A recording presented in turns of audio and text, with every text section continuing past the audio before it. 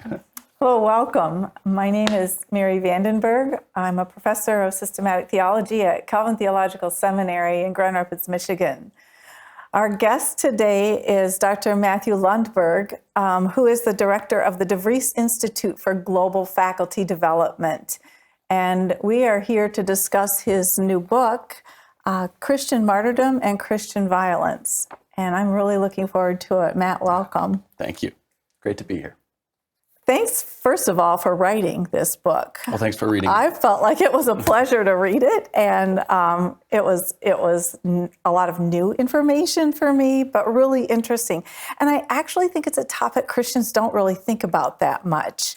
There's always been this history of discussions about war and peace, and yet you bring martyrdom into this in a really interesting way, along with the just war tradition and dealing with pacifism. So it's a really interesting mix of topics that you bring. Broadly conceived, the book, I think, if I just had to sum it up briefly, is about Christians and violence. Yep. There you go. Yep. So what I understand from your thesis and whatnot is that it examines this paradox of Christian martyrdom, where Christians are actually the victims of some sort of violence, and Christians inflicting violence through war or other sorts of situations. Is that a fair assessment? Very much so, yeah. Yeah, so you do this a lot through the just war tradition, taking, I think, insights from that tradition into this whole mix and helping us think carefully and clearly about these issues and how to approach them. Your primary claim, and I'm going to quote you, That's good. is that the shape of martyrdom should inform the kind of just war paradigm and ethic of violence affirmed and lived by Christians. And maybe even more to your point, you suggest that the sort of faith that leads to martyrdom is a call to all Christians to let the cross and resurrection shape our everyday living, both with and within violence. So I'm looking forward to our discussion this morning, and I want to start, however, just by letting you give any insights, that was just kind of a quick overview. Sure. Maybe you want to add something to that. Well, I guess one way that we could get into this, I think you're right, emphasizing the paradox of Christians suffering violence with martyrdom as kind of the paradigm of that, and then also licensing the inflicting of violence in certain circumstances. One of the ways that I think about kind of how we get into this conversation is the famous statement from Dietrich Bonhoeffer. When Christ calls someone, when Christ bids someone come, he bids that person to come and die. Now, we ordinarily, rightly think of that as a dying to self in the ordinary life, dying to our sinful ways and coming alive to a new way of being in the Spirit. But if Christ really comes or calls us, bids us to come and die, it may be that dying to self in life could brush up against situations that bring us to actual giving of ourselves unto death for Christ. And so one of the questions we can ask is, what are the situations that could lead to that? Does that just have to do with the spiritual things of life, with being a Christian? Or is it broader than that? Is it a matter of living as a Christian in all the dimensions of life? And Protestants, like you and me, tend to have a very broad view of the Christian life, including vocation, which has to do with everything about us, but also includes occupations. So if all occupations can be, at least all legitimate occupations can be avenues of service, then, can they also be avenues of holiness? The Protestant traditions say yes. And if they can be avenues of holiness, then we're right into that concept of sainthood, the communion of the saints, which takes us right to the doorstep of Christian considerations of martyrdom. As kind of the paradigm of the saints. And so the question that I'm trying to puzzle my way through in the book is whether the occupation of the soldier, as representative of different ways of bearing the sword, the so-called sword of Romans 13. Can the work that Christians may be called to do in that occupation or that set of occupations, can that be a place where martyrdom happens? Where the suffering of violence and the inflicting of violence are closely linked. Yeah.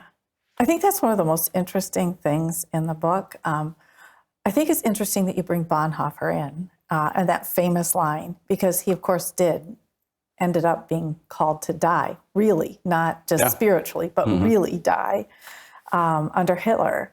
And so I just think he's such an interesting representative that you use in the book. You use his writings quite a bit, his ethics, and I think there's at least one other or two other works that you use of his. So that's super interesting. But that idea of vocation, and particularly military vocation, was of special interest to me because I happen to have some family members who serve in the military. And so I read that with great interest, this idea that the call to be in military service in one way, shape, or form, but even broader than that, because you bring in police officers who've had a lot of challenges, we'll say, at least in the U.S. in the last number of years. To be sure. Probably trying to even figure out, if they're Christians, how does what's going on socially fit with this calling I feel to be in this particular vocation? And so I think that's one of the interesting things you bring up. So maybe you could talk a little bit more about that idea of vocation, and specifically these vocations where you might be called to enact violence, but almost certainly also are going to have to figure out what it is to have violence perhaps perpetrated against you. So you bear the sword, but that means you're also going to be probably faced with the sword. Yeah, and in all of that, if you're a Christian, there's the question of what it means to be faithful. Yes. In that life, that hard life, that hard occupation of wielding that fearsome power of the sword. Yeah. What does it mean to let the light of Christ, the life of Christ, the work of the Spirit kind of dwell in us in that work? And I must confess, I don't have a whole lot of firsthand experience with that. I've been an academic and professor my whole career. So I mentioned a few times in the book that there's a kind of armchair analyst dimension to the book's discussions, which sometimes I feel a little, not quite right about weighing in too strongly about the kinds of situations, dilemmas, and choices that people who are police officers, corrections officers, prosecutors, soldiers, we could go on with the examples, but you get the point. That's the beauty of how you broaden it, though. Yeah. Right? Right. Those who serve the state in some way. So one of the reasons why we can focus on soldiers is that they're kind of representative of that broad range of ways of bearing the sword. And there's been a lot of nuanced reflection on that in the Christian tradition, whether it's the just war tradition that you mentioned that, about 4 or 5 of the chapters of the book focus on. Yes. But also the pacifist approach to things within Christianity. Right. Which I think is an important minority voice. I talk at one point in the book about how the just war tradition and the pacifist traditions can kind of function as one another's external consciences. Yeah. Because of the way in which I, as a participant in the Reformed tradition of Christianity, which finds itself in the just war camp for the most part, need to hear something from my pacifist sisters and brothers, something that I might miss or ignore or not want to see or hear or pay attention to. And then hopefully also vice versa, something about what it means to live faithfully amid the violence of the world that afflicts us and that we participate in. Yeah, so I think it'd be really interesting if you'd explore that just a little bit more for the people who are listening. Maybe starting with the just war tradition, just give a little summary for people like me who, before I read your book, weren't that familiar with it. I had heard of it, I knew a little tiny bit about it, but you brought in, I'll say, just a whole wealth of knowledge on what exactly is going on when we talk about just war.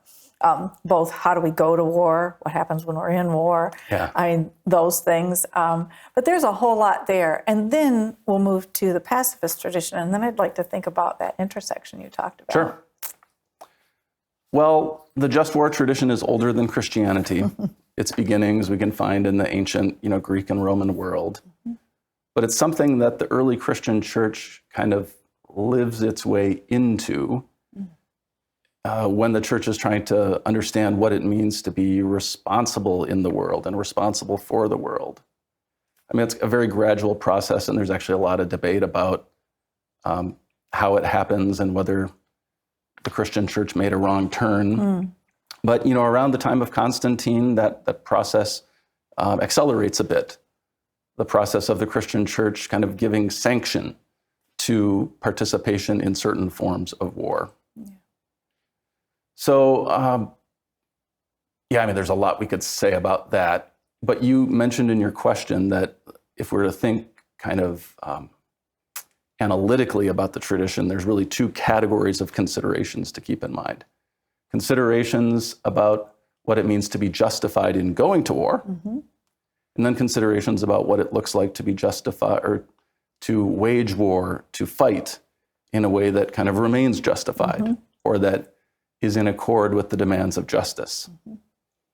On the first side of things, going to war, the usual considerations brought in are having a just cause. A just cause in the sense of you're responding to aggression. But then also armed response being kind of the right kind of proportional response to that aggression. Having the right intention in going to war, pursuing peace rather than using it as an expression of revenge or an attempt to gain something that you might not have been able to get had this not popped up. And all of that is something that has to be discerned by the sovereign. Whoever the sovereign is, whether it's a king, a prince, or a president, or a representative elected body. Those are the kinds of considerations that the just war tradition focuses on with the question of what it means to go to war in a way that fits with justice. On the side of fighting, what does it mean to fight justly? There's a different kind of right intention there. It means that the person who ought to be fighting not with a sense of hatred and vengeance toward those they are fighting, but needs to find some way to kind of respect even the dignity of the enemy. And then also more obvious things like non-combatant immunity from direct attack, and therefore the need to use, discriminating means and weapons in fighting. And for Christians, if you go back to Augustine in the early church and you pay attention to some of the medieval writers, it seems like what underlies all of that for the Christian is the call to love our neighbor. Why would we fight? Because we discern that in certain circumstances, that's the only or the best way to show love to the neighbor. Why do we restrain fighting and avoid hating our enemy? Because Christ reminds us that our neighbor includes our enemy. So those are some of the Christian considerations that were sort of woven into the, kind of a beginning pre-existing just war framework over the course of the Christian centuries. Yeah, very interesting. And that was a great explanation and very short. Oh, really? But you got it. If you want the longer version. Yeah, right. If you want the longer version, it's right here. It's really helpful and really complicated, right?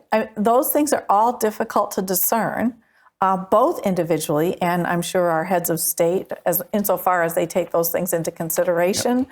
That's not an easy thing to discern. And we can probably think of times even in the recent past when the public has demanded something that looks a whole lot more like revenge than just war, right? Very much so. And so then other considerations come in. So it's got to be tough. But now talk a little bit about, I'll just say the antithesis, which is the pacifist tradition. Some of the strengths of that tradition, and then we'll maybe talk just a little bit about what we can learn from each other. Yeah, we can even start with that point. That'd be great. I mean, I kind of resist seeing these two traditions within Christianity as antitheses to one another. Yeah. Even though in terms of the conversation that has unfolded over Christian history, it kind of makes sense that, there's been an argument. So sure. There's a reason why that word naturally comes to mind. But, the pacifist tradition in Christianity, at least, really takes many of its cues from Jesus, especially in the Sermon on the Mount, especially in Matthew 5, where we encounter things like turn the other cheek, love your enemy, do good to those who persecute you. Mm-hmm. We see also in Matthew 5, blessed are the peacemakers. And so I think one of the strengths of the pacifist traditions of faith is that they take that very seriously. Mm. Those are things that the traditions that have, kind of tended towards the just war way of thinking, we've often spiritualized that. Yeah. Rather than sort of really being troubled and called and challenged by it. So I think that's one of the main strengths of the pacifist tradition, and therefore something that it has to say to the just war adherents of much of Christianity. But, just also things like life not being the most important thing, faithfulness being more important.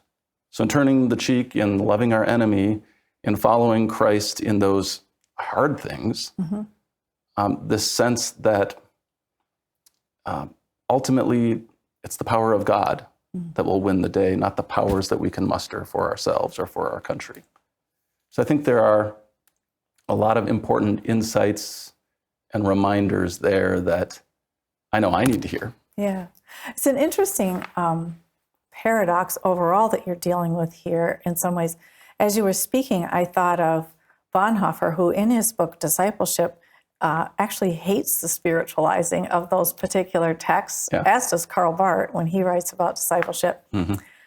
And yet here Bonhoeffer finds himself in a place where he thinks about inflicting violence. So maybe talk a little bit about that conflict of when would you say it's necessary to restrain and face martyrdom versus Bonhoeffer obviously hit a point where he felt like it was time to fight back, as it were. And in the peace tradition, maybe that teaches us the restraint, where the just war tradition maybe has something to say about now it's time.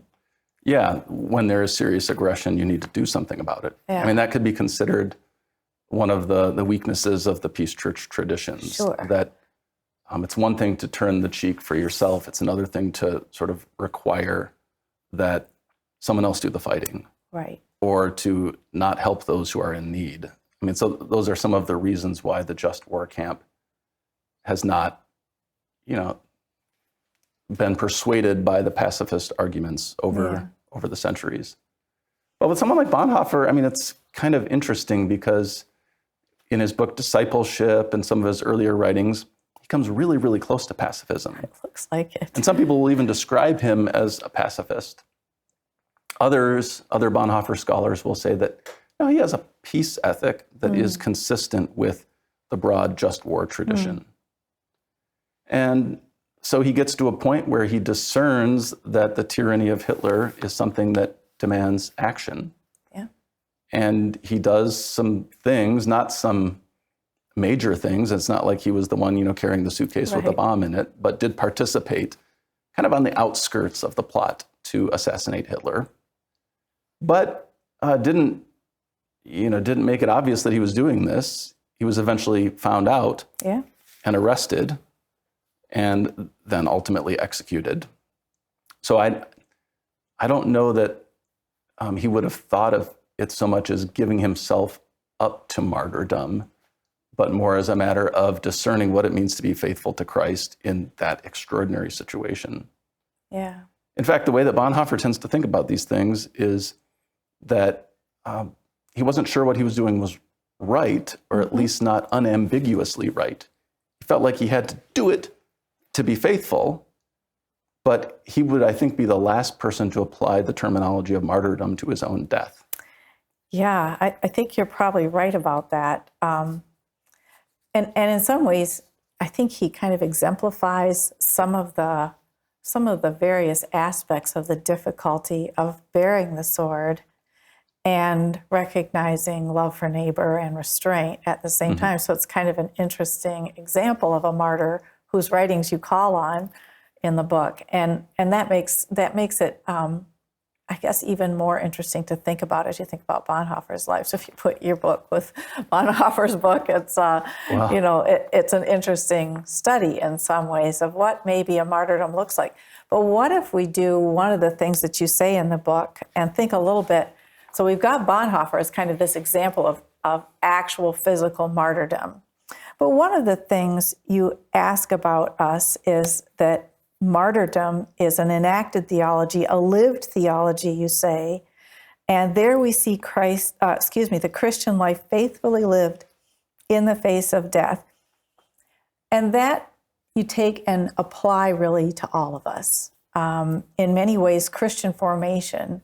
So now we're maybe moved to the spiritual, but I wonder if it's still more than spiritual. What does it look like as part of discipleship to have this sort of a lived theology? Maybe it doesn't go all the way to death, but what does that look like for the Christian community? What should we be looking like with respect to this? What are some practical things you can give us?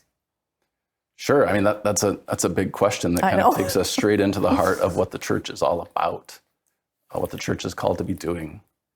I mean, the way I use the word spiritual, or I guess the way I understand the word spiritual, is that it's a way of talking about all of our life before God.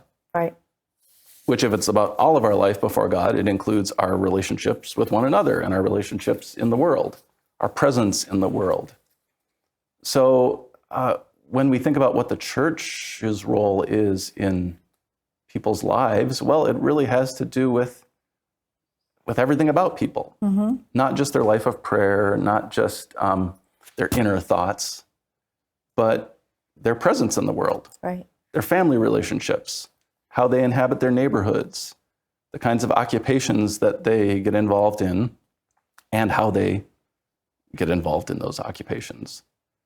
So I think the Christian church at its best, including in its life of worship, the focus of this particular symposium, the church at its best is forming disciples. Yeah. Forming disciples who can make the right sorts of choices with the things that they confront in life, and sometimes don't even feel like they have to make choices. We could sort of borrow a little bit from someone like Stanley Hauerwas and say that when Christians have been formed in the ways of Christ, formed in the virtues of the Christian life, their character has been shaped, then a lot of times we don't sense the things in our life as being these dramatic choices. We're just living. Yeah. We're just, trying to follow Christ. Right. Now, I don't think we want to go too far with that, because I think there really are moments where the difficulties of the world, the tragedies of the world, the dilemmas of the world force us to make hard choices. But the church can play a major role in equipping all of us so that when we confront those things, we kind of have a life of faith to draw from and to go from. Yeah, if the virtue or the character is already formed, and we act from that character, from that virtue, well, then those hard choices, they're not going to be less hard, but our consciences will prompt us in the right way, and so will the Christian community. Is that sort of what you're getting at here? That it's still going to be a hard choice, but we're going to know what the choice is for the most part. Yeah. Because of the way we've been formed. Or we will see ways in which at least the possibility of faithfulness can be found, whichever choice we make. Yes, that was interesting too. At a certain point in the book, you do that.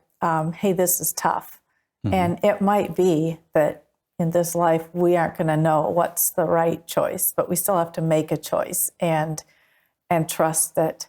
I think what you did at that point was put the grace of forgiveness, Yeah. along with sort of the choices we make. Is that a fair assessment of how you would describe it at one point? Yes, and there I'm very much drawing from Bonhoeffer's Ethics, Yeah. where he talks about life, the Christian life lived in moral twilight, where the reality of the situation means that there's no single principle, there's no rule of action that is going to be an adequate guide to what we ought to do. Yeah. We have to discern the situation and the shape of faith and make a choice, knowing that ultimately whether that choice is right is something that God will determine. Yeah. And that even if we're right, we might still need to seek the forgiveness of Christ. Yeah, I liked it on both sides, even if we're right, but even if we're wrong. You know, it's sort of like, because I think I worry about both with certain choices, that I hope I'm doing the right thing here. But even if I'm not, I can rest in the grace of God's forgiveness. It's not a shall I then sin so grace may abound attitude. It's a recognition that I'm not perfect, and that's why I have Jesus. Yeah. I'm not perfect, as you said, but also the world is damaged. The world is broken. And so sometimes the way is just not going to be clear. So we do our best. Yeah. And throw ourselves upon the faithfulness of Christ. And I think maybe a note that the Reformed tradition might want to throw in, also have confidence that the Spirit is working through us even when we're muddling through. Exactly. I think that is the beauty of the Reformed tradition. So one other thing that I thought, well, there's a lot of other things, but one other thing I'd really love to talk about just briefly, when we were talking about the military and service to the state in other forms, the various forms you listed, one of the things that's true in North America is the individualism of our society. And so I don't take responsibility for anything that I personally didn't do for the most part. And you challenge your readers to think a little harder about that. And I think it's a really appropriate challenge, especially for the church, because we're a community of believers. When we say our prayers of confessions, we use plural pronouns. When we pray the Lord's Prayer, Jesus gives it to us in plural pronouns. It's not I believe when we say the Nicene Creed, it's we believe. I mean, all the way down, we're a community. Yep. We don't function as one very often. We're often, even in the church, pretty individualistic. So I wondered, this idea of these, can I read your quote again? Sure, okay, yeah. You write, the guilt assumed when soldiers, and you could put in police officers, prosecutors down the road, fail or misuse their office is not only their responsibility, triumph or guilt, they also belong to the society that has invested in these soldiers and vested them with representative authority. So in many ways, from what you wrote, I am responsible when something, I'll say, goes wrong, whether it's with the murder of George Floyd, who it's easy to point the finger at the police officer and even at the system, but it's not so easy to recognize that I'm actually part of that system. Yeah. And so I wondered, with something like that, I've heard the church lament about these sorts of things, whether it's something that happens in the military, you talk about PTSD and moral injury, really helpful, or something that happens in a police officer's line of duty or a prosecutor's. And what I don't hear the church do very often is repent. And I wonder, is there a place for us to both protest a war that we think is unjust, a killing that we think is unjust, a system that we think is unjust, and repent of it? And is that going to be a hard sell? Well, I think yes and yes. It's definitely going to be a hard sell, but I also think it's appropriate to the way that Christians, I don't know, find themselves in the world. I mean, lament and repentance. Yeah. Protest, but protest without kind of this self-righteousness about it. Protest that's kind of tinged with lament, you could say. Yeah. I think that this is a tremendously important and hard challenge for our society today, we very much scapegoat. This thing happened, and so we are going to point our finger at that perpetrator, while losing sight of the way in which that person may be a representative of the sword, the so-called sword of Romans 13, that, as you said, represents a system that we're a part of. And so, especially in democratic forms of government, I think we have to pause before so quickly acting as if that bad thing that happened was simply that individual's responsibility. And paying attention to a system is one part of it. Right. I think sometimes we might then, critiques of the system might swing the pendulum so far in the other direction such that we forget, we could even use defund the police as one example of that. Yeah. Swing the pendulum so far that we forget why there is a system, the aggression in the world that actually makes something like law enforcement or whatever necessary. Right. So I think all of this is just a really difficult balance to find, especially in the passions of the moment, and that's entirely understandable. But if we were to recapture, both those who bear the sword recapture a sense of the fact that they represent society and that they are responsible for society and accountable to society. But then also those of us members of society that depend upon that aren't willing to be the one making those hard choices. If we can remind ourselves that we're involved, we are participants. I think that could go a long way in helping us to find ways to reform some of the systems that need reform. I could probably go on about this for a while. But. Yeah. Well, I thought about you mentioned that your grandfather, I think, was a veteran of World War II. Is that correct? Yes. And many soldiers throughout history, World War I, World War II, Vietnam, you name it, they come home injured in a variety of ways, not just physically, but often mentally. And you deal with that in the book. But one of the things you point to is that we have to take responsibility for that because they are representing us. They're basically fighting on our behalf. And in the case of World War II, that's probably a little easier to not mind because it was a just war. When you get to something like Vietnam, you have a harder time justifying it, and yet the same is true there. It's the government we elected that sent the people there, that did what they did. We'll assume justly in I'm getting that in war versus, and there were things in every war that go awry. Sure. But to me, getting that straight, helping us see that we're involved in some way. And again, I think the practices of the church teach us that. I just don't know that we own it. And I wonder if there's other ways to help us own our collective responsibility as a church. I mentioned a few already. Sure. I just wonder if you have any other ideas for how to disciple well. You mentioned confession. I think that's a good one. How do we... I guess I'll back up a step. I think there's something that as we own and emphasize our collective responsibility in the church, it could have this effect of empowering members of the church to recognize their particular responsibility within that collective responsibility. Yeah. So I think there are ways to do that in church settings, whether it's confession and worship or the sorts of things that pastors preach about.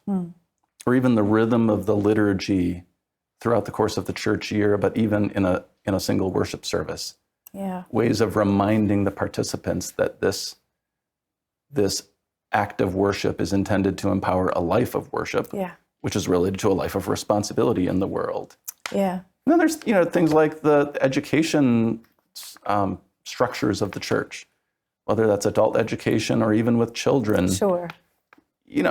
I wouldn't want to say that we should always be talking about, the military life in our churches, but we should sometimes. Sure. Or we should be talking about broad themes of Christian responsibility that then can be connected to examples in particular areas. Like you have a responsibility as a professor not just for your own self, but also for the church community, but even also for society. Sure. So to kind of multiply the examples so that the participants, or the members of the church, the worshipers in the church, get a sense that the commitments of faith really do matter for what we do every day of the week and how we do it. I mean, I was thinking the other day about what would it look like to be a pastor of a church right on the outskirts of a military base. I mean, I think that would be sort of a delicate, there'd be some delicate tasks there. On the one hand, giving support and honor to those members of the church who have been called, to use the language of vocation again, by God, to participate in the military life. So support, honor, especially in a society that is sometimes does not give honor to those who have said yes to that call, but also challenge. To,